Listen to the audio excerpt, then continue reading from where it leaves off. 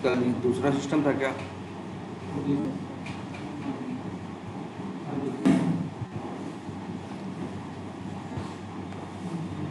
चलो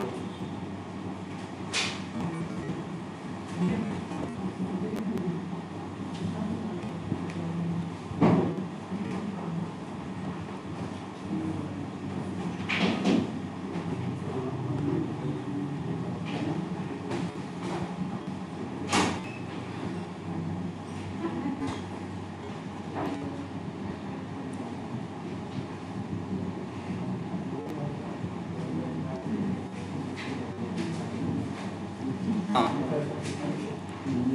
तो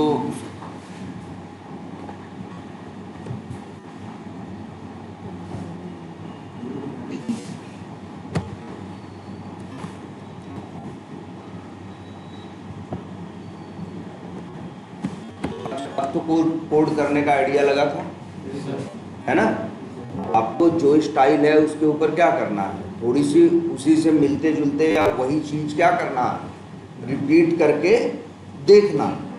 इसीलिए देखो 6-7 प्रॉब्लम वो ग्रुप पे डाल दिए थे ना, ग्रुप पे 6-7 प्रॉब्लम डाल दिए हैं। वो सारी की सारी अब तुम लोग क्या कर सकते हो, जिस स्ट्रक्चर पे हमने बताया उस हिसाब से उसको मतलब क्या कर सकते हो, उसको उसके लिए प्रोग्रामिंग कर सकते हो, उसके लिए कोड लिख सकते हो। ठीक है। अब लेकिन एक चीज पहले क्या हमने बताया था, पहले हमने क्या बताया था, अरे हाँ कल एक चीज बता रहे थे क्या, हाँ बिल्कुल, डेटा टाइप। ये बड़ा बेसिक कंसेप्ट है और दुनिया की हर लैंग्वेज का पहला कंसेप्ट यही होता है।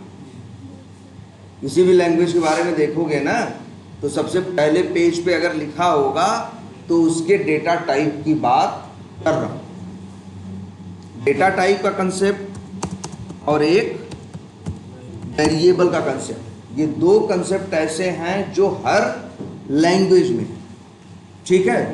बस रिकॉर्डिंग हो रही है। बस जो डेटा टाइप है, जो क्या है, डेटा टाइप, ये भी हर लैंग्वेज में है। बस किसी लैंग्वेज में कुछ कम है, किसी लैंग्वेज में कुछ ज़्यादा, मतलब अपने हिसाब से बना रखा है। जैसे बहुत सी लैंग्वेज ऐसी हैं जो एक डेटा टाइप यूज़ करती हैं, न्यूमेरिक।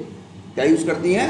न्यूमेरिक। और पता चला जितने भी नंबर से रिलेटेड चीज़ है वो किससे कर देते हैं? न्यूमेरिक से। लेकिन कल याद करो, कल हम बात कर रहे थे किसकी? जावा की। और जावा में हमने तुमको 6 डेटा टाइप कल बताए थे, 8 बताए थे बिल्कुल, लेकिन 6 ऐसे बताए थे जो सिर्फ नंबर्स के लिए काम कर रहे थे। याद करो, byte, short, int, long, float, double. ये जो 6 हैं, 6 के 6 किस पर्पज से थे? सिर्फ नंबर्स को मैनेज कर, ठीक है। बस सबका क्या था? अपनी अपनी साइज थी। बाइट भी एक डेटा टाइप है। अच्छा, डेटा टाइप है, डेटा टाइप का क्या यूज है भाई? डेटा टाइप का यूज है भाई, सॉफ्टवेयर है तो उसमें क्या होगा? डेटा होगा कि नहीं होगा भाई? सॉफ्टवेयर से एनी हाउ क्या कोड में क्या यूज कर रहे होंगे? जैसे उसका दाम 1200 रुपए है, ये क्या है? ये डेटा ही तो है। एक आदमी 3 पैंट खरीद रहा है कि 4 पैंट खरीद रहा है, ये भी क्या है? डेटा ही है। तो वो डेटा एनी हाउ मैनेज करना है ना। और ध्यान से सुनना जरा, देखो एक दो कंसेप्ट एक साथ में ही है। कल का याद है? जावा का कोड लिखे थोड़ा सा फटाफट। कैसे करते हैं हम लोग? पब्लिक और क्या लिखते हैं? क्लास। क्लास का एक नाम देते हैं, क्या नाम देते हैं? चलो माई क्लास देते हैं, कुछ भी नाम दे सकते हैं, पता है ना। इसके बाद एक करली ब्रेसेस पे स्टार्ट और एक करली ब्रेसेस पे एंड। इतना करने के बाद हम लोग बनाते हैं क्या? एक पब्लिक स्टैटिक वॉइड और एक मेथड। और मेथड का नाम रखते हैं क्या? मेन। अभी एक चीज मिसिंग है, अंदर क्या लिखेंगे? String square bracket ARG। और इसके अंदर अब कोड करना क्या करेंगे? स्टार्ट करेंगे। मान लो दो नंबर हैं, जैसे x बराबर 100 है ना, तो और इसके बाद मान लो y बराबर 300 और z बराबर x प्लस वाई, और इसके बाद हम लोग प्रिंट करना चाहें तो system dot out dot print ln और लिख दें क्या, z। हो गया कोड।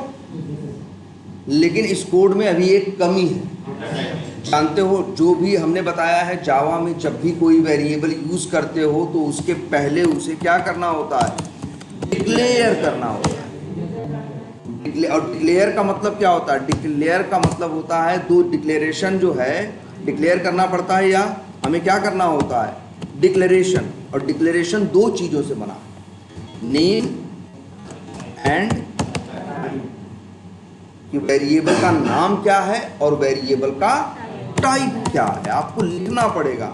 आप 100 रख रहे हो, 100 रख रहे हो, 100 एक नंबर है ना, तो आपको इसका टाइप बताना पड़ेगा। और याद रखिए आप कुछ भी नहीं बता सकते, आप वही बताओगे जो सही है। जैसे अगर हमने यहां लिख दिया int x, ये करना जरूर, डिक्लेयर करना। और डिक्लेयर करने में याद रखना हम क्या बता रहे हैं, वेरिएबल का नाम और वेरिएबल का टाइप। और याद करो एक लैंग्वेज हमने बताई थी कौन सी, ये VB स्क्रिप्ट। ये जो VB स्क्रिप्ट हमने बताई थी, अगर इस VB स्क्रिप्ट को ध्यान से देखो तो यहां सीधे हमने क्या किया था, देख रहे हो, सीधे वेरिएबल बराबर करके वैल्यू क्या की थी, लिख दी थी। इस लैंग्वेज में वेरिएबल को डिक्लेयर करना मतलब मेन डिक्लेयर में क्या है, उसका नाम और उसका टाइप। तो इस लैंग्वेज में वेरिएबल का टाइप बताना कोई जरूरी नहीं है। बहुत सी लैंग्वेज ऐसी हैं जहां आपको वेरिएबल का टाइप बताने की जरूरत नहीं है। कौन कौन सी है मालूम है, VB स्क्रिप्ट, और इस समय जो बहुत फेमस हो रही है लैंग्वेज, या बहुत फेमस इस समय बहुत ज़्यादा है इसका, जावा स्क्रिप्ट। वो भी कैसी है लैंग्वेज, आपको वेरिएबल के टाइप को बताने की ज़रूरत नहीं है, आपको नहीं लिखना है इंट वेंट, आप सीधे लिखो a बराबर क्या 100। लेकिन जावा ऐसी लैंग्वेज नहीं है। जावा में आप एक वेरिएबल यूज़ करते हो, आपको कुछ डेट बाई वेरिएबल क्यों यूज़ करते हो, वेरिएबल में क्या है, वेरिएबल में वैल्यू है, यही होता है गणित में ना भाई, वेरिएबल में क्या होती है, वैल्यू होती है। तो आपको जब भी कोई वेरिएबल यूज करना है तो वैल्यू के हिसाब से उसका टाइप हमें क्या करना है, बताना है। अब जैसे ऐसा नहीं, यहाँ वैल्यू 100 है, रखना नंबर है, और यहाँ हम लिख रहे हैं क्या, बूलियन। तो ये बात क्या है, गलत है ना। तो क्या आप सीखे जावा के बारे में बेसिक बात, जावा में कोई भी वेरिएबल यूज करने से पहले उसका क्या करना होता है, टाइप बताना पड़ता है। क्या बताना पड़ता है, टाइप बताना पड़ता है। और ऐसी लैंग्वेजेस जहाँ पे वेरिएबल का टाइप बताया जाता है उन्हीं लैंग्वेजेस को कहा जाता है स्टैटिक टाइपिंग लैंग्वेज। जावा एक स्टैटिक टाइपिंग लैंग्वेज है। यहाँ आप वेरिएबल का सबसे पहले क्या बताते हो, टाइप बताते हो, फिर इसके बाद वेरिएबल में क्या डालते हो, वैल्यू डालते हो। जैसे ये है, क्या कह रहे हो,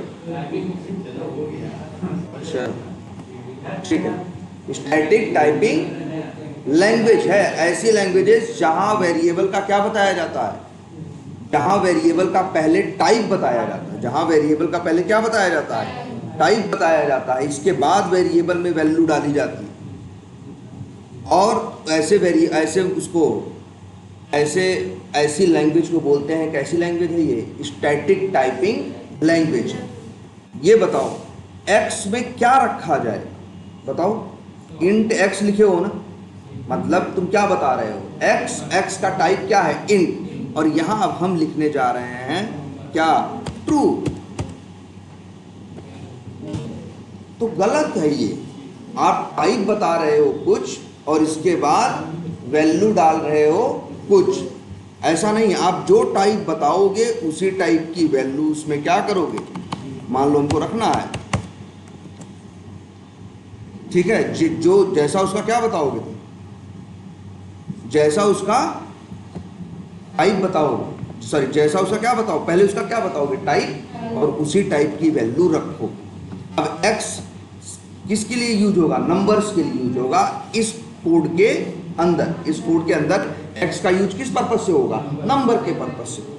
ऐसी ही लैंग्वेज जहाँ टाइप बता देते हो और फिर उसी टाइप की वैल्यू उसके अंदर रख सकते हो, ऐसी लैंग्वेज को क्या बोलते हैं, स्टैटिक टाइपिंग लैंग्वेज। लेकिन जरा ये लैंग्वेज देखो, ये जो कि कौन सी है, VB स्क्रिप्ट। यहाँ आपने वेरिएबल का टाइप नहीं बताया, हाँ वही तो कह रहे हैं, आपने यहाँ वेरिएबल का टाइप नहीं बताया। तो अब सोचो कैसे ये डिसाइड कर, वेरिएबल कैसे जानेगा कि क्या है और क्या नहीं है। तो ध्यान से देखो, जावा में क्या होता है, आप पहले टाइप बताते हो, बाद में वैल्यू डालते हो। इस लैंग्वेज में क्या होता है, आप वैल्यू डालो। VB स्क्रिप्ट में क्या होता है, जावा स्क्रिप्ट में क्या होता है, आप वैल्यू डालो, वैल्यू के हिसाब से वो खुद समझ लेगा क्या है ये। देखेगा अच्छा नंबर है तो खुद को नंबर बना लेगा, देखेगा ट्रू या फॉल्स है तो खुद को क्या बना लेगा, बुलियन बना लेगा, अपने आप बना लेगा। इसीलिए ऐसी लैंग्वेजेस को बोलते हैं क्या, डायनेमिक टाइपिंग लैंग्वेज। जहां वो अपना, जहां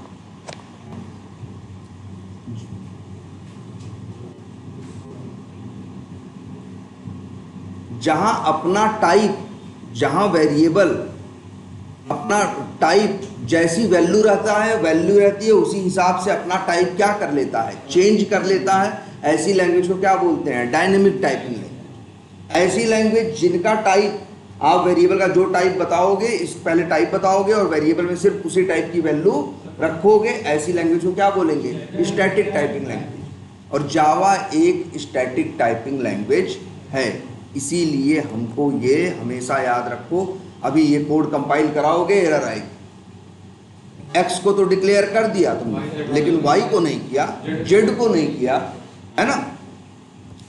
चलो यही कर दे रहे हैं क्या, कैसे, इंट वाई और इंट जेड। आपको पहले बताना पड़ेगा क्या, वेरिएबल का टाइप, तब आप वेरिएबल में वैल्यू डालेंगे। और एक बात, अच्छा इसका नाम क्या है, एक्स क्या है, वेरिएबल। एक्स क्या है, वेरिएबल। वेरिएबल का मतलब क्या होता है, जिसकी वैल्यू क्या हो सके। वेरी का मतलब चेंज होता है, एबल मतलब जानते हो योग्य होता है, जो चेंज होने योग्य हो, जो बदलने योग्य हो, उसी को क्या बोलते हैं, वेरिएबल। अरे x बराबर 2000 लिखा है ना यार, तुम लिख सकते हो x, अगली लाइन में x बराबर 500। तो क्या होगा, जब ये लाइन पे कोड पहुंचेगा तो x के अंदर क्या आएगा,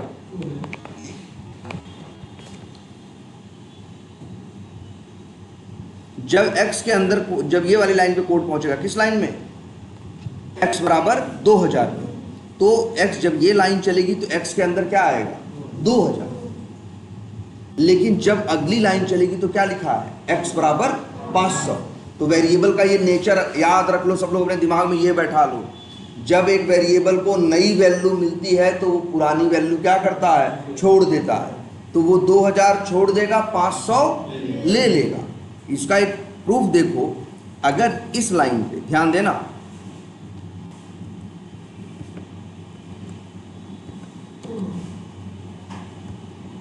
ये देखो, और अब अपना ये कोड देखो ध्यान से सब। जैसे ही कौन सी लाइन चलेगी, x बराबर 2000 चलेगी, तो वेरिएबल x में क्या आएगा, 2000 आएगा। और जैसे ही ये अगली लाइन चलेगी, system dot out dot print L N क्या, x, तो वो x प्रिंट करेगा तो क्या प्रिंट करेगा, 2000। भाई उसके पास 2000 है तो क्या देगा, 2000। लेकिन जैसे ही अगली लाइन चलेगी तो x बराबर क्या होगा, 500। तो नियम क्या है, जब नई वैल्यू मिलती है तो पुरानी क्या करता है, छोड़ देता है। 2000 छोड़ के 500 ले लेगा। अब आगे अगर यहाँ पहुँचेगा तो x में क्या है, 2000 नहीं है, क्या है, 500 है। आगे जब यहाँ x प्लस वाई होगा तो x में 2000 नहीं है, क्या है, 500।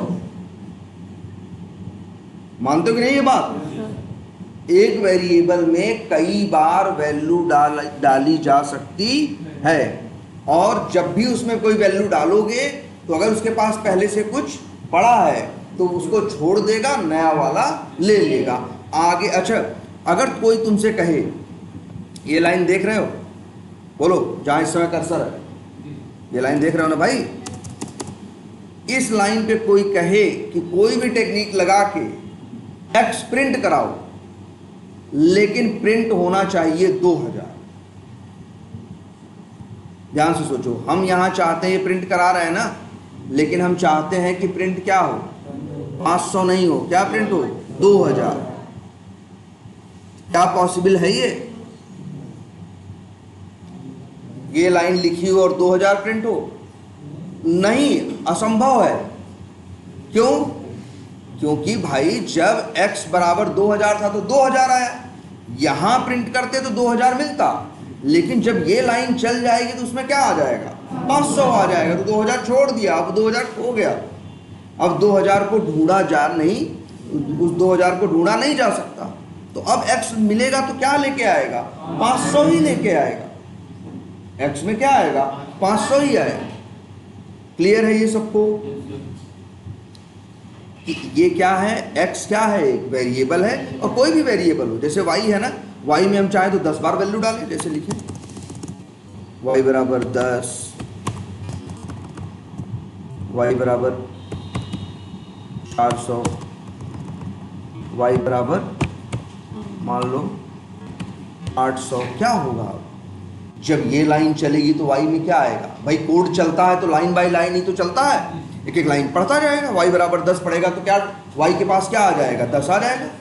अगली लाइन चलेगा y बराबर क्या, 400, तो 10 छोड़ के 400 ले लेगा। अब उससे पूछोगे भाई तुम्हारे पास क्या है, प्रिंट कराओ या ले आओ अपना जो तुम्हारे पास नंबर है, तो वो क्या लेके पहुंचेगा, 400, क्योंकि उसके पास क्या है, 400 है। अगली लाइन चलेगी y बराबर 800, तो वो क्या करेगा, 400 को छोड़ के क्या ले लेगा, 800। आगे इससे कोई मिलेगा, पूछेगा, यहाँ सवाल में y के अंदर क्या है, 800।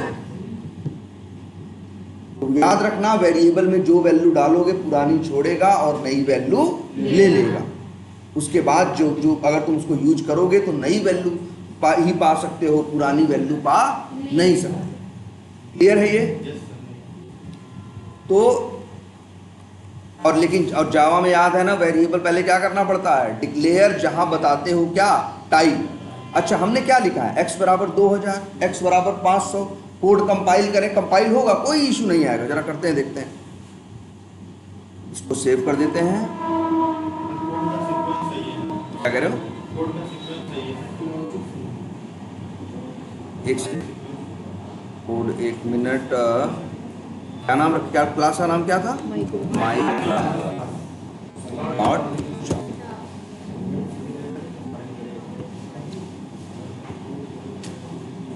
ये हो गया, कहाँ पे है, हाँ पे पहले बताओ यार, हम ही से पूछो यार। जावा सी माई डॉट,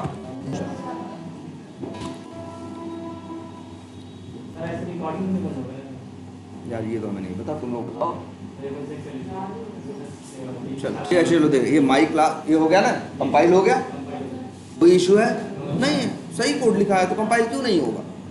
लिख, ये देखो, क्योंकि x बराबर 2000 डाला, x बराबर 500 डालो, अरे x में वैल्यू 100 बार डालो, इसको कोई दिक्कत, वेरिएबल है भाई, वेरिएबल है। जब नई उसमें वैल्यू तुम बार बार बदल सकते हो, जब नई वैल्यू मिलेगी तो बस याद रखना पुरानी छोड़ के नई वाली ले लेगा, ठीक है। अब एक चीज और, लेकिन अगर हम सोचें कि हम लिखें, शुरू कर रहे हैं, अगर हम लिखें क्या, x इक्वल टू क्या लिखा है, ट्रू लिखा है ना, x इक्वल टू हमने क्या लिखा है, ट्रू लिखा है, ठीक है। अब एक काम करते हैं, फिर से कंपाइल करते हैं।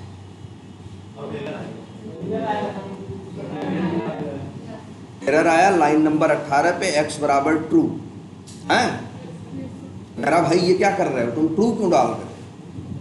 याद रखो क्यों एरर दे रहा है, क्योंकि जावा एक स्टैटिक टाइपिंग लैंग्वेज है। आपने टाइप इंट बता दिया तो भैया वो फिक्स है, स्टैटिक है, स्थिर है, ये नहीं बदल जाएगा।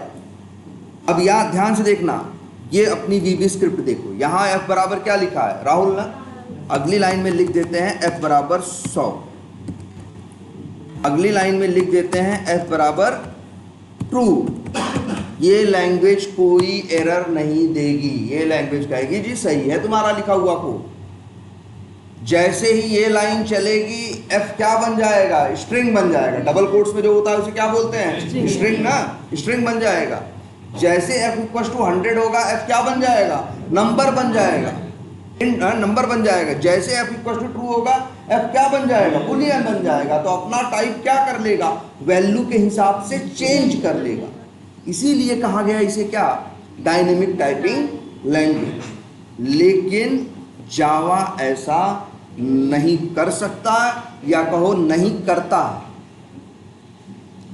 जावा कहता है आप वेरिएबल का टाइप पहले बताओगे, तब आगे वेरिएबल में जो करना है आप, जो वैल्यू डालना है डालो। लेकिन उसमें भी याद रखना उसी टाइप की वैल्यू डालना जो टाइप बताए हो भाई। ये नहीं आगे गए तुम्हारी मर्जी और तुम बदल दिए, ये जावा में नहीं चले। अब अगर अप्रोच वाइज देखें, हमको लगता है कि ये अप्रोच क्या है, ज़्यादा कंफर्टेबल है ना। हम लोग भी जब पहले यूज़ करते थे तो ये अप्रोच सही लगती थी कि बढ़िया है, हमें कुछ सोचने की ज़रूरत नहीं पड़ती थी। जावा है तो वैल्यू डालने से पहले देखते हैं वेरिएबल का टाइप क्या है, हवा में कुछ भी नहीं डाल सकते। लेकिन इसमें आप जो मन करे, वेरिएबल का टाइप वाइप तो बताना नहीं है, वेरिएबल वैल्यू बस डालो, जो डालोगे ले लेगा और उसी हिसाब से अपने आप को क्या कर लेगा, बदल लेगा। तो ये लग रहा होगा तुमको देख के कि यार सर ये अप्रोच ज़्यादा क्या है, आसान है और ज़्यादा क्या है, अच्छा है। हम भाई लाइन भी कम लग रही है, यहाँ बताना पड़ रहा है पहले, फिर बाद में उसी टाइप की वैल्यू डालो, इस बात का भी ख्याल रखना पड़ रहा है। यहाँ कह रहे हो सर जी ना बताना है न ये ख्याल रखना है, जो मन करे उठा के रख। तो लगता तो यही है कि ये अप्रोच क्या है, ज़्यादा अच्छा है। लेकिन जरा अब एक चीज़ सोच के देखो, मान लो हमने एक 100 लाइन का लिखा क्या कोड, कितने लाइन का, 100 लाइन का लिखा कोड। 100 लाइन के कोड में हम क्या करते थे, 40वीं लाइन में, ध्यान से सुनना, 40वीं लाइन में हम कहीं से कोई वैल्यू मेरा कोड लेके आ रहा था और वो वैल्यू उसको चाहिए था क्या, एक नंबर। मान लो आदमी की क्या चाहिए थी, जहाँ से उठा के ला रहा था वहाँ से क्या चाहिए थी, उसकी सैलरी, क्योंकि उस पर क्या करना था, टैक्स कैलकुलेट करना था, कोड में क्या करना था। तो लाइन नंबर 40 पे वो जाता है, कहीं से क्या उठा के ले आता है, सैलरी। लेकिन दिक्कत ये थी, ध्यान से समझना, सैलरी उठा के लाता है, लेकिन प्रॉब्लम ये आती है कि जहाँ सैलरी होनी चाहिए वहाँ लिखा था एम्प्लॉय का क्या, एड्रेस। तो कोड गया लेने, सैलरी उठाया क्या, एड्रेस, और एड्रेस वीबी स्क्रिप्ट की बात कर रहे हैं, ये जो दिख रहा है वो एड्रेस लेके चला आया। पहली बात तो देखो, वीबी स्क्रिप्ट को या डायनेमिक टाइपिंग लैंग्वेज को कोई एतराज नहीं होगा, वो तो कहता है ना जो डालोगे हम वैसे बन जाएंगे। उसको एड्रेस मिला, उसको कोई दिक्कत नहीं होगी, वो ले लेगा, कहेगा हाँ दो जी एड्रेस दो, और लेके चला गया। अब लाइन नंबर 40 में तुम्हारा कोड को लानी थी सैलरी, लाया एड्रेस, और फिर अब भाई कोड में और लाइनें आगे 60 लाइनें लिखी थी। लाइन नंबर 68 पे, लाइन नंबर 68 पे तुम उस सैलरी का गुणा भाग, सैलरी को यूज कर रहे हो गुणा भाग करने में, टैक्स निकालने में। कहाँ यूज कर रहे हो, लाइन नंबर 68 में। तो बताओ वहाँ सैलरी में तो सैलरी पड़ी नहीं है, वहाँ तो पड़ा क्या है, एड्रेस।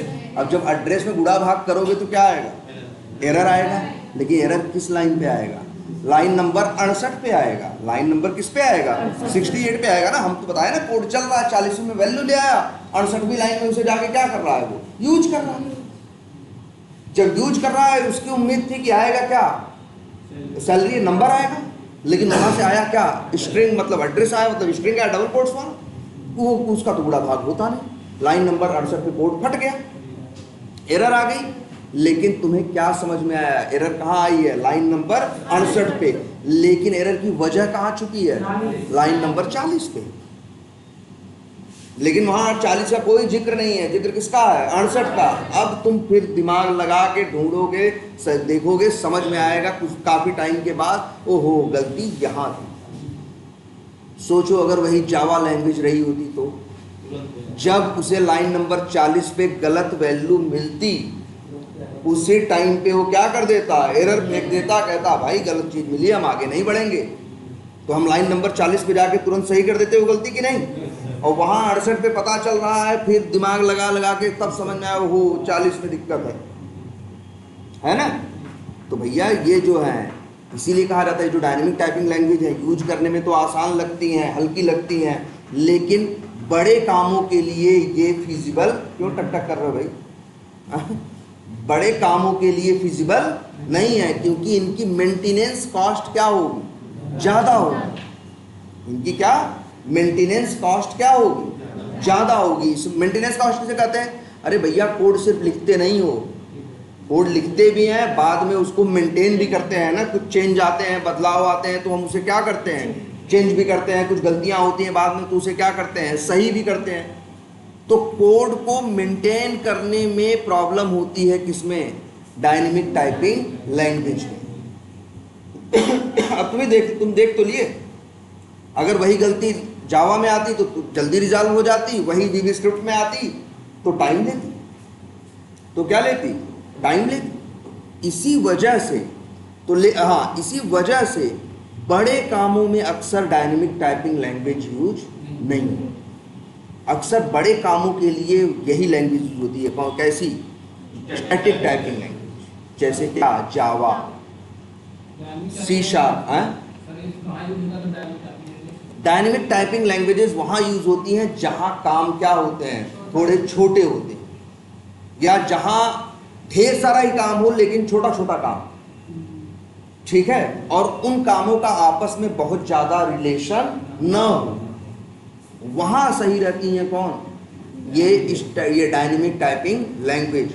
लेकिन जो बड़े बड़े काम होते हैं, बड़े बड़े प्रोजेक्ट्स होते हैं, वहाँ लोग यूज़ करते हैं क्या, जावा, या जो मत बोलो Java, static typing language. Static typing language कौन कौन है, जावा भी है, सी शार्प भी है, पाइथन नहीं है। पाइथन भी डायनेमिक है भाई, इसीलिए पाइथन बहुत बड़े कामों के लिए अच्छी नहीं है। पाइथन कब बूम पकड़ी, जब एआई आया।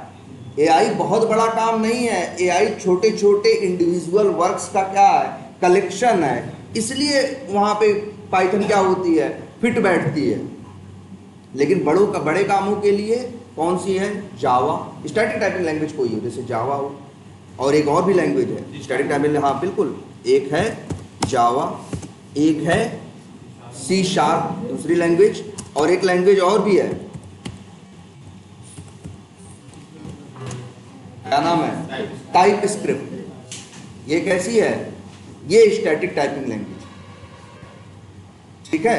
टाइप स्क्रिप्ट, और कौन है, सी शार्प, और कौन है, जावा, ठीक है। जावा स्क्रिप्ट भी क्या है, डायनेमिक है, और अच्छी होती है बड़े कामों के लिए। कौन अच्छी होती है, स्टैटिक। इसीलिए जावा स्क्रिप्ट से बनाए क्या, टाइप स्क्रिप्ट। जो टाइप स्क्रिप्ट है स्टैटिक टाइपिंग लैंग्वेज, वो किससे बनी है, जावा स्क्रिप्ट ही है वो पीछे, लेकिन बनाए इसीलिए जिससे कि बड़े कामों के लिए भी ये फिजिबल हो पाए। क्लियर है ये। तो अब इस बात की इंपॉर्टेंस पता है ना, बेवकूफ़ी नहीं है वेरिएबल का टाइप बताना, डिक्लेयर कराना। कुछ प्रॉब्लम होगी जल्दी पता चल जाएगी, है ना, और वहाँ पता नहीं चलेगी। इसलिए ये अप्रोच अच्छा है, वेरिएबल को पहले डिक्लेयर करो। अच्छा, इस लाइन को क्या बोलेंगे, यहाँ क्या हो रहा है, एक्स वेरिएबल क्या हो रहा है, डिक्लेयर हो रहा है। यहाँ क्या हो रहा है, वाई वेरिएबल डिक्लेयर हो रहा है। नीचे वाले में जेड वेरिएबल, इस लाइन में क्या हो रहा है, एक्स वेरिएबल के अंदर क्या डाला जा रहा है, 2000 ना। तो याद रखना, जब मतलब ये तो पता चल रहा है ना कि इस लाइन में वेरिएबल में वैल्यू डाली जा रही है। अच्छा ये बताओ, इस लाइन के पहले वैल्यू कब डाली गई थी, एक्स में कहाँ डाली गई है, ध्यान से देखो। जो एक्स बराबर 2000 लिखा है, इससे पहले मतलब ऊपर की लाइनों में क्या एक्स में वैल्यू डाली जा रही है, एक्स में पहली बार वैल्यू डाली जा रही है ना, ये तो जब, हाँ, और पहली बात तो ये देखो, एक्स में यहाँ क्या डाला जा रहा है, वैल्यू डाली जा रही है कि नहीं डाली जा रही है। तो जब किसी वेरिएबल में कोई वैल्यू डालते हैं तो उसको भैया एक टेक्निकल टर्म है, उसके लिए हम लोग यूज करते हैं क्या, असाइनमेंट। हम क्या बोलेंगे, हम बोलेंगे 2000 is assigning on x, x पे 2000 असाइन हो रहा है। क्या वर्ड है याद रखना आपसे, असाइनमेंट। जब किसी वेरिएबल में वैल्यू डालते हैं तो उसे क्या बोलते हैं, असाइनमेंट। मेरे भाई यहां क्या कर रहे हो, x बराबर 500 ना, तो यहां भी वेरिएबल में क्या डाल रहे हो, वैल्यू ही डाल रहे हो ना, x में वैल्यू जाएगी ना, तो ये भी क्या है भाई, असाइनमेंट है। यहां पे क्या लिख रहे हो, x बराबर ट्रू, भाई गलत लिखे हो, वैसे तो ये तुम्हारा कोड कंपाइल नहीं होगा, लेकिन अगर मान लो सही लिख दें,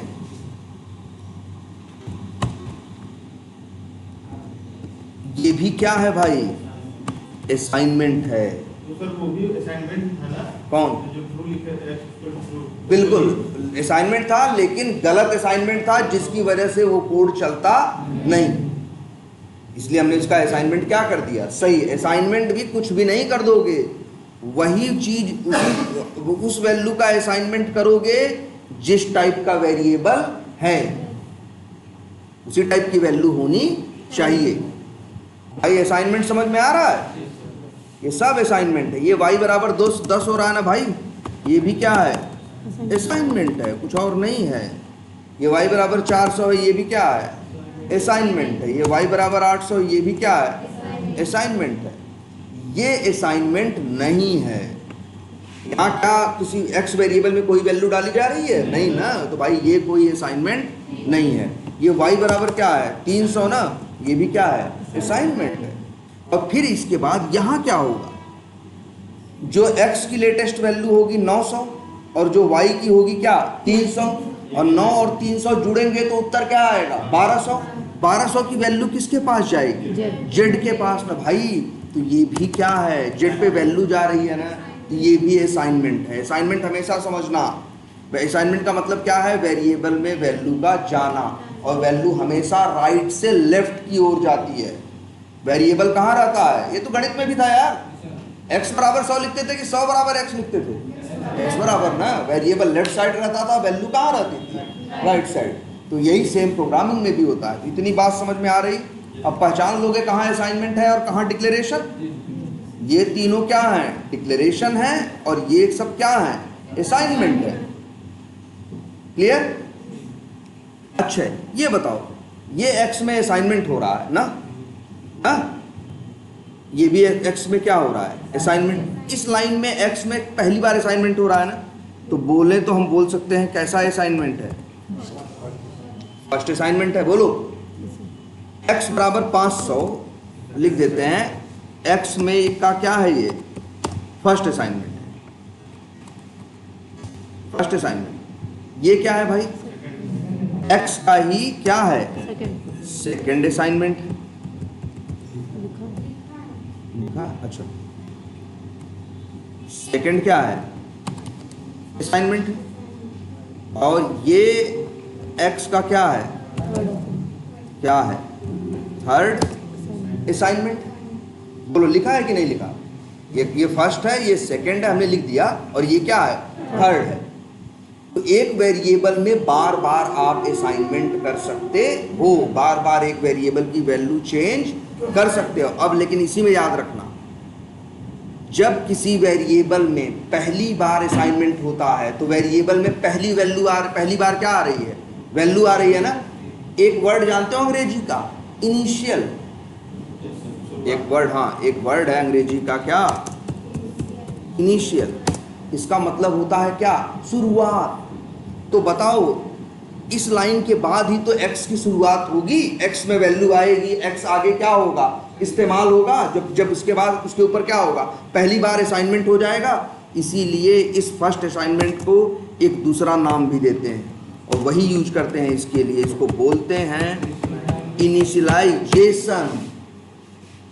जब किसी वेरिएबल में पहली बार वैल्यू डाली जाती है तब बोलते हैं उस लाइन में क्या हो रहा है, इनिशियलाइजेशन। इनिशियलाइजेशन क्या है, फर्स्ट असाइनमेंट को ही क्या बोलते हैं, इनिशियलाइजेशन बोलते हैं। भाई इसको नहीं बोलोगे, ये क्या है, x बराबर 500 है ना, ये क्या है, x बराबर 900 है ना, इनको आप गलती से भी इनिशियलाइज नहीं कर सकते। अरे यार शुरू तो हो गया ना, बार बार तुम्हारा शुरू ही होगा। इनिशियलाइज करने का मतलब क्या करना, स्टार्ट करना। तो स्टार्ट तो कोई चीज़ एक बार होगी ना यार, पहली बार होगी, इसके बाद तो नहीं होगी ना। और इसीलिए अच्छा इसको सेकंड असाइनमेंट थर्ड असाइनमेंट लिख रहे हैं ना, ये भी नहीं लिखते यार। हम लोग बोलते हैं क्या जानते हो, एक कॉमन वर्ड। अब कितना ऐसे 10 बार वैल्यू डालेंगे तो याद रखेंगे 10th 9th। एक बड़ा कॉमन वर्ड चलता है क्या, रीअसाइनमेंट। तो हम लोग क्या करते हैं भाई, यही काम करते हैं, वेरिएबल डिक्लेयर करेंगे, वेरिएबल को इनिशियलाइज करेंगे, जरूरत पड़ेगी तो वेरिएबल में क्या करेंगे, रीअसाइनमेंट करेंगे। मतलब वेरिएबल में बार बार वैल्यू क्या करेंगे, डालेंगे।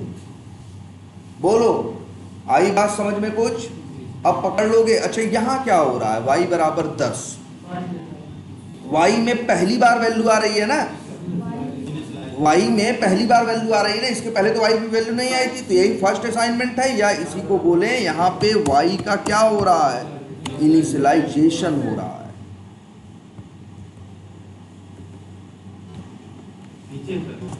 सॉरी,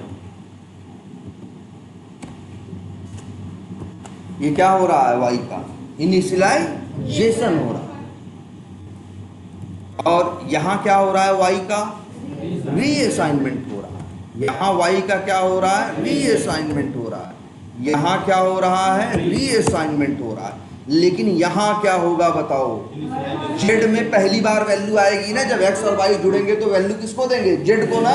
तो z में पहली बार वैल्यू आएगी ना, तो भाई ये भी क्या है, z का क्या हो रहा है, इनिशियलाइजेशन। ठीक है, या उसी को बोलो क्या, फर्स्ट असाइनमेंट वर्ड हम नहीं यूज करते, हम वर्ड क्या यूज करते हैं, इनिशियलाइजेशन। तो भाई एक वेरिएबल के साथ 3 ही बातें होंगी। एक वेरिएबल के साथ कितनी बातें होंगी, 3। या तो वेरिएबल को डिक्लेयर कर रहे होगे, और डिक्लेयर कितनी बार करोगे, एक बार। डिक्लेयर कितनी बार करोगे, एक बार। ठीक है, या तो डिक्लेयर करोगे, या तो इनिशियलाइज में कितनी बार करोगे, एक बार। भाई पहली बार वैल्यू तो एक ही बार आएगी ना, इसके बाद वैल्यू आएगी तो दूसरी बार हो गया ना। इनिशियलाइज में कितनी बार होगा, एक बार। इसके बाद रीअसाइनमेंट, एक वेरिएबल पे तुम चाहो जितनी बार करना उतनी बार कर सकते हो। याद रहेगा, इसको सेव कर देते हैं। नीचे तुम लोग क्लास वो नीचे बैठे,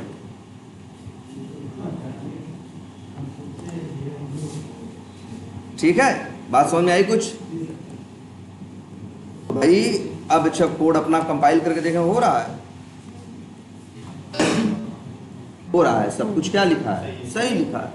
और इसको रन करना हो तो क्या करेंगे, जावा माई क्लास, जो भी है जैसा भी आया हो। तो जब पहली बार प्रिंट कराया तो x में 2000 था, जब दोबारा कराया तो उसमें 900 आ चुका था, और z में x प्लस y किए थे तो 900 प्लस 300 क्या आया था, 1200। जो भी था कोड सही था। तो अब कुछ समझ में आ रहा है जावा की फिलॉसफी। अब इससे एग्री, जैसे ये यूज करने को कह रहा है उस हिसाब से अब क्या करोगा, यूज करो। क्लियर है।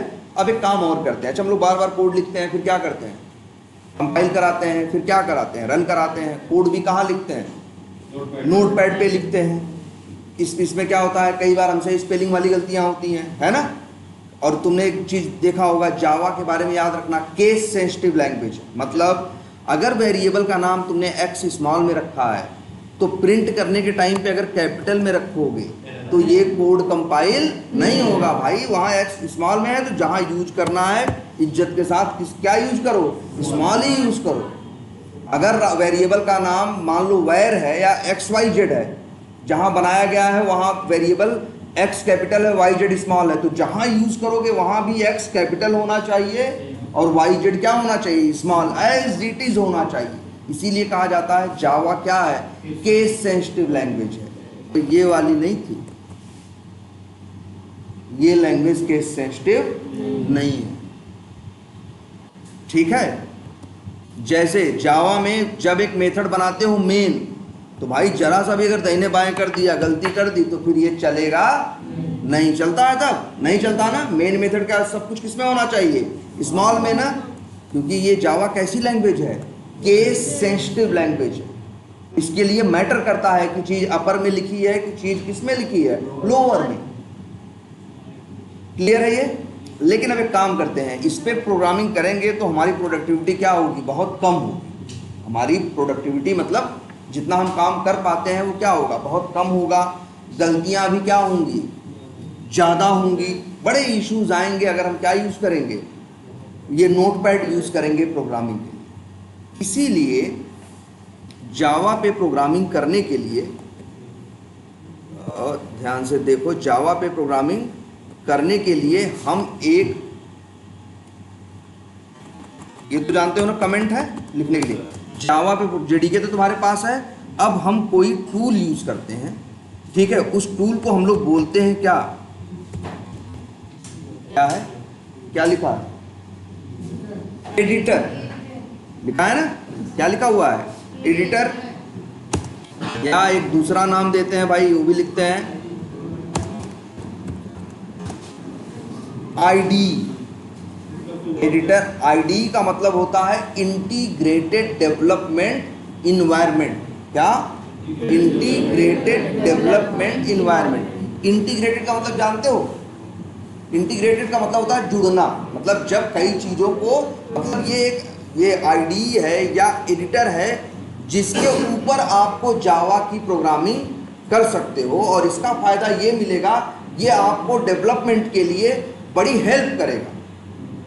मतलब डेवलपमेंट का आपके लिए पूरा क्या बनाएगा, इन्वायरमेंट बनाएगा, जिससे प्रोग्रामिंग आपकी क्या हो जाए, फास्ट हो जाए। इसीलिए इसे क्या बोलते हैं, आईडी। और एक मतलब तुम्हें दिखाएगा, जैसे ये नोटपैड नहीं दे मिला है तुमको, ऐसे ही वो कुछ देगा, लेकिन उसका क्या फ़ायदा होगा मालूम, उसका ये फ़ायदा होगा, मान लो ये है, देखो ध्यान से, ये है,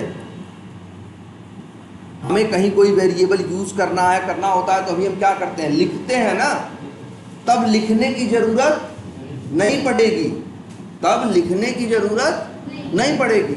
अगर कोई चीज चाहिए, एक दो अक्षर लिखो अपने आप, और फिर ये कंट्रोल है ना, लैपटॉप में कंट्रोल होता है ना, कंट्रोल स्पेस मारो, अपने आप एक लिस्ट खुल जाएगी और तुम उसमें से उस चीज को यूज कर सकते हो। जैसे फ्लिपकार्ट नहीं है, कुछ सर्च करना हो, MO लिख दो तो मोबाइल से रिलेटेड वर्ड्स आ जाते हैं कि नहीं आ जाते, और आप क्लिक कर देते हो। इसे क्या बोलते हैं, इसे बोलते हैं ऑटो सजेशन। हाँ, जो खुल जाता है उसे क्या बोलते हैं, ऑटो सजेशन। फ्लिपकार्ट में है, अमेजन में है, गूगल में है, हर जगह मिलता है कि नहीं मिलता। ऑटो मतलब क्यों बोलते हैं, ऑटोमेटिकली, और क्या देता है, सजेशन मतलब सलाह देता है कि नहीं देता। भैया क्या MOB लिखे तो MOB से रिलेटेड जितने होंगे वो आ जाएंगे। तो भाई यहाँ पे तो क्या है, हर चीज़ टाइप करनी पड़ रही है ना, वहाँ हर चीज़ टाइप नहीं करनी पड़ेगी। दो अक्षर लिखोगे, कंट्रोल स्पेस मारोगे, अपने आप क्या आ जाएगा, ऑटो सजेशन। तुम क्लिक कर दोगे वो लिख जाएगा, वो क्लिक कर दोगे वो क्या हो जाएगा, लिख जाएगा। अभी देखो यहाँ कोड तो लिखा है, पूरा एक ही रंग का है, एक ही रंग का है ना, थोड़ा कोड को समझने में जोर देना पड़ता है। वो बड़े हिसाब से बनाएगा, क्लास ये वो जो भी बनाएगा उसका कलर वलर क्या रखेगा, अलग रखेगा, जिससे तुम्हें पहचानने में भी क्या होगी, आसानी होगी। अच्छा, तुम लोग क्या करते हो, कोड लिखने के बाद कंपाइल करते हो और फिर क्या करते हो, रन करते हो ना। वो कहेगा तुम्हें कंपाइल करने की भी जरूरत नहीं है, वो कहेगा तुम कोड लिखो बस, कंपाइल हम पीछे से तुम्हारे लिए करते रहेंगे। मतलब उसमें ये भी फीचर होगा जिसे बोलते हैं क्या, ऑटो कंपाइल का। आप कोड लिखो, अपने आप कोड कंपाइल हो जाएगा। ठीक है, ऐसे किसी टूल को हमें यूज करना है, एडिटर को या IDE को हमें यूज करना है। और दुनिया में जावा प्रोग्रामिंग करने के लिए बहुत से एडिटर हैं, बहुत से IDE हैं, और कुछ बहुत फेमस है, जैसे इक्लिप्स,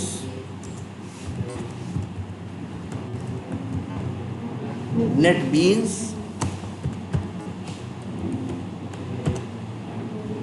इंटेलीजे, ये तीन सबसे फेमस है। इक्लिप्स, नेटबीन्स, इंटेलीजे, ये तीनों क्या हैं, ये तीनों जावा के एडिटर या IDE हैं। इनमें प्रोग्रामिंग आप जावा में करोगे तो आपके लिए प्रोग्रामिंग क्या हो जाएगी, गलतियां बहुत कम होंगी, चीज़ें फास्ट हो जाएंगी। है ना, और बहुत से काम आपके लिए ये खुद ही कर देगा।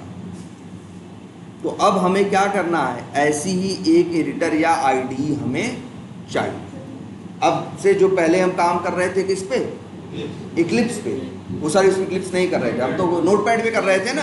अब नोटपैड पे काम करना क्या करेंगे, हम बंद करेंगे। अब हम काम किस पे करेंगे, इक्लिप्स, जेडीके। लेकिन हाँ, इक्लिप्स के लिए पहली शर्त है कि आपके सिस्टम पे जेडीके होना चाहिए, और वो आई थिंक आप सबके सिस्टम पे है। अब अगर हमें इक्लिप्स यूज करना होगा तो हम क्या करेंगे, आप क्या करोगे, गूगल पे जाओगे, आप बता तो दें, इक्लिप्स क्या लिखोगे, डाउनलोड। यहाँ भी थोड़ी झंझट है, इक्लिप्स डाउनलोड लिख लोगे, आ जाएगा, पहले लिंक पे क्लिक कर दो। या ये लिखा है ना, Eclipse ID for Java developers, चाहो तो यही यूज कर लो, कर दें, या इस पे आ जाओ, इक्लिप्स डाउनलोड्स पे ही आ जाओ। मानो ये देखो, यही है इक्लिप्स, डाउनलोड का बटन दिख रहा है ना, लेकिन याद रखना यहां से डाउनलोड करना नहीं है, नीचे देखना है, लिखा है क्या, डाउनलोड पैकेजेस लिखा है ना, इस पे क्लिक करना, क्लिक, ठीक है, याद समझ में आ गया ना। जाओगे सीधे डाउनलोड पे मत क्लिक करना, दिखना नीचे लिखा होगा क्या, डाउनलोड पैकेजेस। अब फिर देखना है, फिर मत गलती कर देना, सामने आया यहीं से डाउनलोड कर दो ना, यहां से नहीं, फिर आना नीचे, इक्लिप्स आईडी फॉर, ये लिखा है, इसको छोड़ो, नीचे आओ, ये लिखा है ना, Eclipse ID for Java developers, ये वाला पहचान लो, वैसे रिकॉर्डेड तो रहेगा ही। यहाँ पे ये लिखा है क्या, विंडोज मैक लाइनक्स। अरे मेरी विंडोज मशीन है ना, तो हम कौन सा डाउनलोड करेंगे, विंडोज वाला, और वो भी कौन सा, यही x86_64। इस पे क्लिक करो, इस पे क्लिक करोगे, अब जो पेज खुलेगा ये आपको डाउनलोड, अब डाउनलोड कर, एक काम करते हैं, इसीलिए हम इसका चाहो तो भाई इसका क्या करते हैं, लिंक यहाँ पे इस पेज का यूआरएल यहाँ पे स्टोर कर देगा, ठीक है, यहाँ से ले लेना, वैसे देख लेना, कोई बहुत मुश्किल स्टेप नहीं है, इसको डाउनलोड कर, तुम भी ऐसे ही किए थे, ठीक है। इसके बाद अब क्या करो, डाउनलोड बटन पे क्लिक करो और डाउनलोड हो जाएगा, और ये दिखाते हैं कैसा डाउनलोड होगा। आ जाओ कहाँ, अपने डाउनलोड्स फोल्डर में, डाउनलोड्स फोल्डर में ये देखो लिखा है ना, इक्लिप्स जावा 2005-03 Win32 फलाना डिमाका लिखा है ना, यही है जो डाउनलोड होगा, ठीक है। इसके बाद ध्यान से देखिए, इसके बाद चाहो तो इसको यहीं पे या कहीं भी रखो, मान लो हम इसको, भाई देखो ये जिप फाइल है, कैसी फाइल है, जिप, जानते हो ना जिप और अनजिप होता है, कई अगर फोल्डर्स हैं उनको एक इकट्ठा रखना हो तो वो लोग क्या कर देते हैं, उसको जिप कर देते हैं ना, या कंप्रेस कर देते हैं। तो इसे तुम्हें क्या करना पड़ेगा, राइट क्लिक करना पड़ेगा, और एक ऑप्शन आएगा किसका, एक्सट्रैक्ट का। जब एक्सट्रैक्ट हियर करोगे तो वो खुल के आएगा फिर क्या, इक्लिप्स नाम का फोल्डर, थोड़ा टाइम लगेगा एक्सट्रैक्ट होने में, और इसके अंदर आना, यही है क्या, इक्लिप्स। ये देख रहे हो आइकन, ये देख रहे हो ना चिन्ह, यही इक्लिप्स है, इसी पे क्या करो, डबल क्लिक करो, इक्लिप्स क्या हो जाएगा, खुल जाएगा। तो ध्यान से देखो, क्या हमने इक्लिप्स को इंस्टॉल किया, इंस्टॉल नहीं किया। इंस्टॉल करना किसे कहते हैं, जब हम जिसे जेडीके नहीं इंस्टॉल किए थे, इंस्टॉल किए, नेक्स्ट नेक्स्ट करते हुए गया, और जाके प्रोग्राम फाइल्स में क्या हो गया, इंस्टॉल हो गया ना।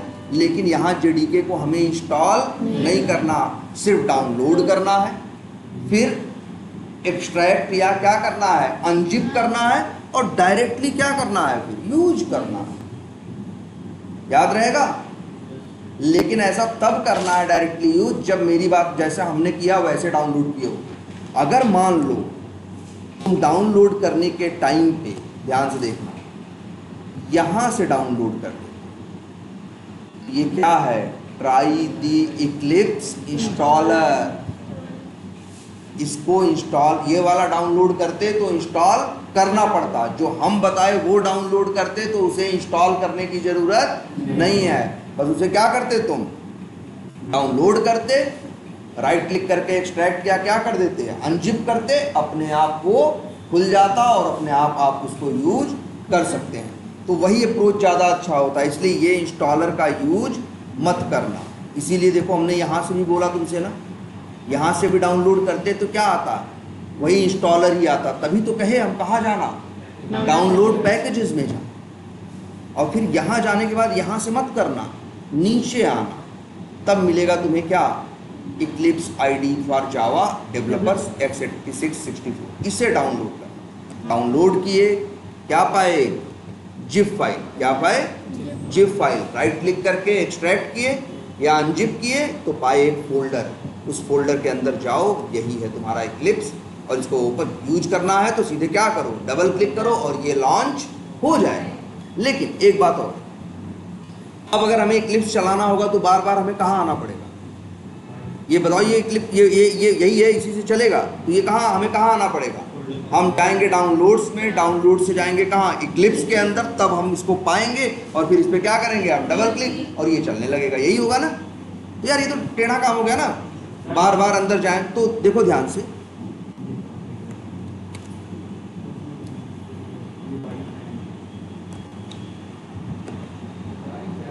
हाँ ये देखो, ये देखो, ये दिख रहा है इक्लिप्स, ये कहाँ पे है, डाउनलोड्स में है, कहाँ, इक्लिप्स में फोल्डर के अंदर। तो देखो जरा, यही एक फीचर होता है, कॉपी पेस्ट मत करना भाई। इक्लिप्स पे क्या लिखना करना, राइट क्लिक, और देखना एक ऑप्शन है क्या, सेंड टू, और क्या कर देना, डेस्कटॉप। तो इसका क्या बन जाएगा, ये शॉर्टकट डेस्कटॉप पे बन जाएगा। तो अब जब भी चलाना रहेगा तो उस फोल्डर वोल्डर में जाने की जरूरत नहीं है, बस क्या करना, हाँ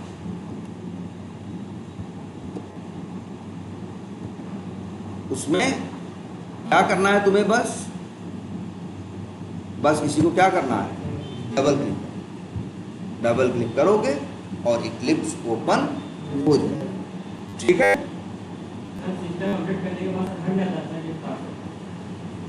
सिस्टम अपडेट मतलब नहीं रिस्टार्ट करोगे तो नहीं हटेगा, तो कोई दूसरी वजह होगी दिखाना, उसकी वजह से होना नहीं चाहिए। अच्छा ये देखो, या ये इक्लिप्स हो, देखो अच्छा कितनों के सिस्टम पे इक्लिप्स चल रहा है, किसके किसके सिस्टम पे चल रहा है, चल रहा 5-6 लोगों पे चल रहा है, बाकियों पे नहीं चल रहा है ना। तुम भी इक्लिप्स यूज कर रहे हो, ठीक है। और एक काम करो, ध्यान देना,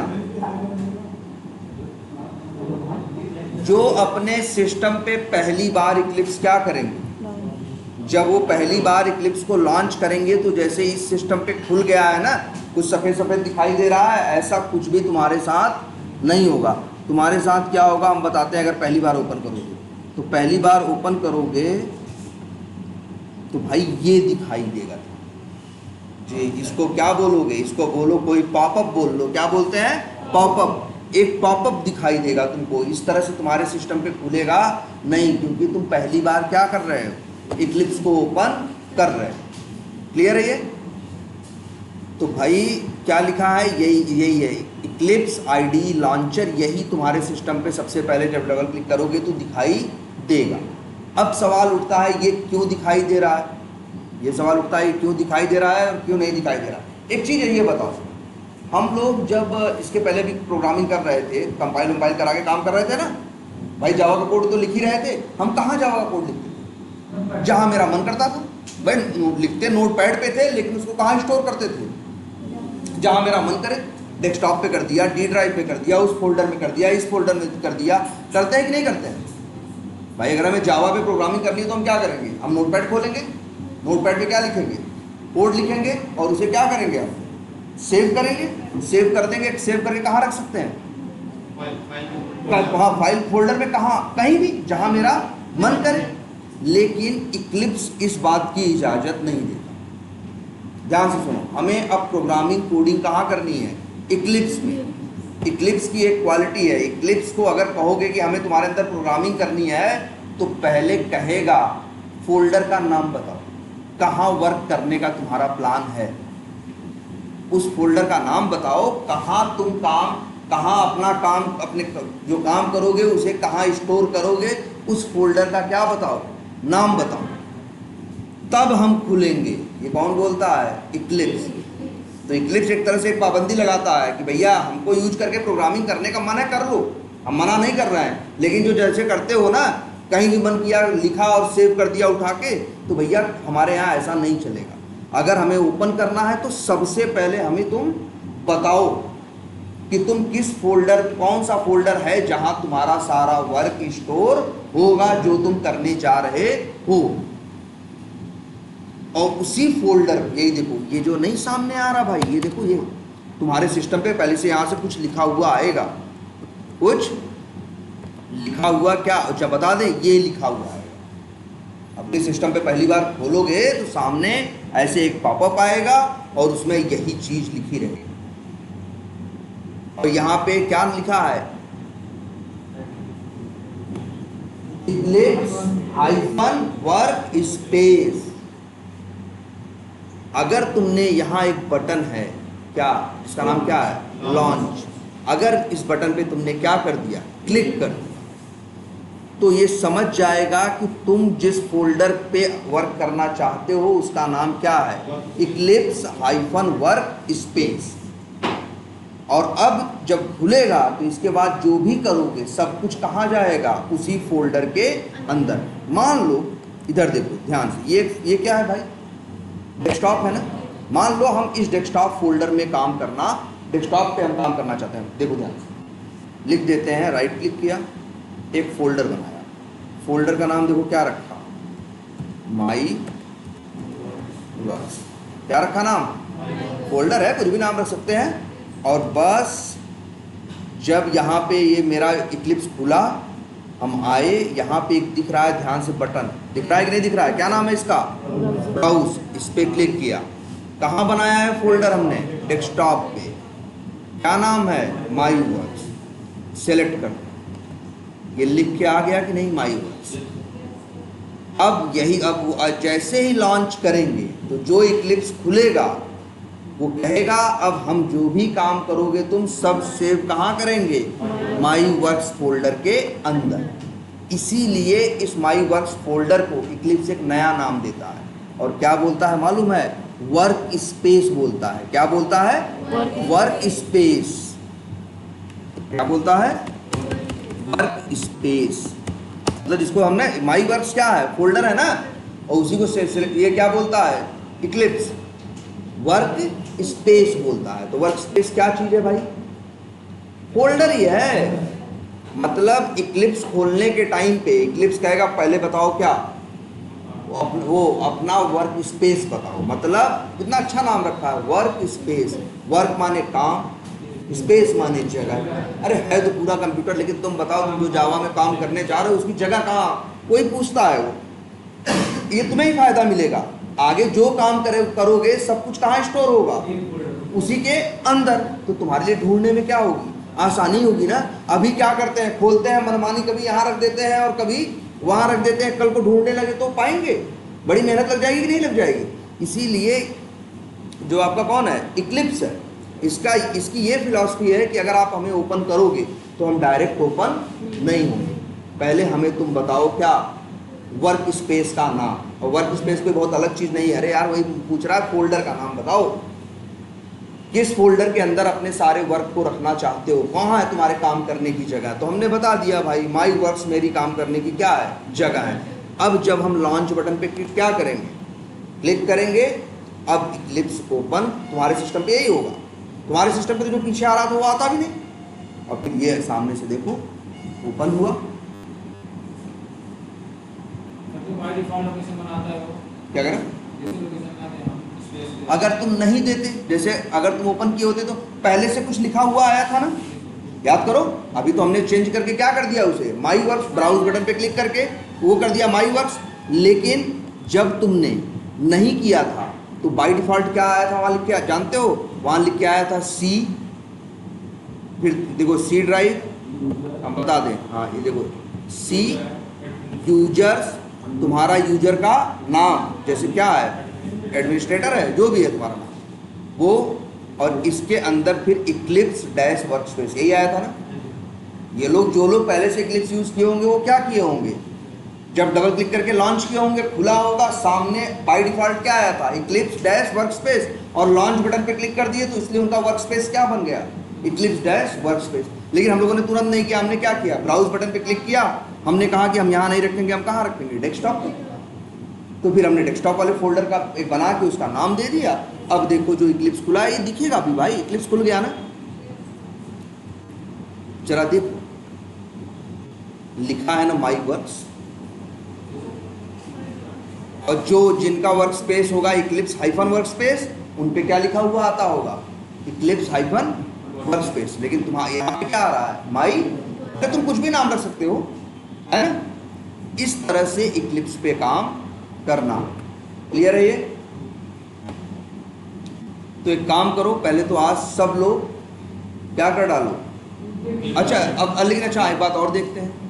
अब जो लोग पहले से काम, ध्यान से सुनो, अब उनके साथ क्या हो रहा होगा, जो लोग पहले से बना चुके हैं, तो अब वो लोग क्या करेंगे, मान लो चाहते हैं कि मेरा एक वर्क स्पेस तो पहले से बना है और वो एक और नया वर्क स्पेस बनाना चाहते हैं, लेकिन उनके साथ हो ये रहा होगा, जब वो क्या करते होंगे, डबल क्लिक करते होंगे, तो वो जो हमसे नहीं पूछ रहा था, बता जैसे हमसे पूछ रहा था नहीं पूछ रहा था अभी कि एक पॉपअप आया था जहाँ पे हम सेलेक्ट किए थे, ब्राउज किए थे, इनसे पूछता ही नहीं होगा। जब ये डबल क्लिक करते होंगे तो सीधे क्या होता होगा, खुल जाता।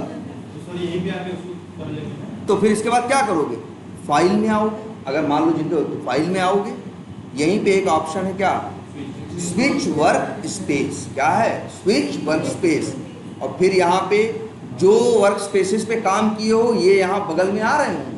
जैसे इस सिस्टम पे कितने वर्क स्पेस बने हैं, तो एक वर्क स्पेस, एक इक्लिप्स हाइफन वर्क स्पेस, और एक तीसरा भी है क्या, माई वर्क्स, ठीक है। अगर मान लो तुमको एक नया वर्क स्पेस बनाना हो तो किस पे क्लिक करोगे, अदर पे। तो अब आ गया ना, अब हम यहाँ कर दें, मान लो एक फोल्डर और बना दें, फोल्डर का नाम क्या रख दिया, XYZ। तो ब्राउज बटन पे क्लिक किया, गए डेस्कटॉप पे, क्या नाम है, XYZ, सेलेक्ट किया और क्या किया, लॉन्च किया, वो माई वर्क्स नाम का वर्क स्पेस क्या हो गया, बंद हो गया, XYZ नाम का वर्क स्पेस क्या हो जाएगा, खुल जाएगा। किसको, जिसको डिलीट करना है जाके कर दो ना, हाँ फोल्डर ही डिलीट कर दो, ठीक है। तो चलो कल वर्क स्पेस के बारे में थोड़ी अभी और डिटेल देखते हैं, ठीक है। चलो आज इतना ही रखते हैं, लेकिन अपने सिस्टम पे सब लोग पहले क्या अरेंज करो,